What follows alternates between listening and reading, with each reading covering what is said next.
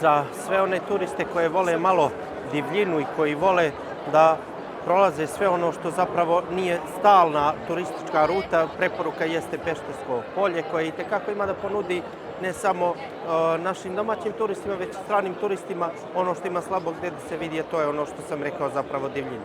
Samo Peštersko jezero koje se tamo nalazi ima svoje posmatračice gde boravi veliki broj vrsta ptica koji je na svetskoj crvenoj zaštićenoj listi i novi taj proizvod bird watching, odakle se mogu ptice i posmatrati. Ali samim tim je interesantno to što se na našoj teritoriji nalazi i beloglavi suv, impozantni lešinar koji ima raspon krila preko 3 metra.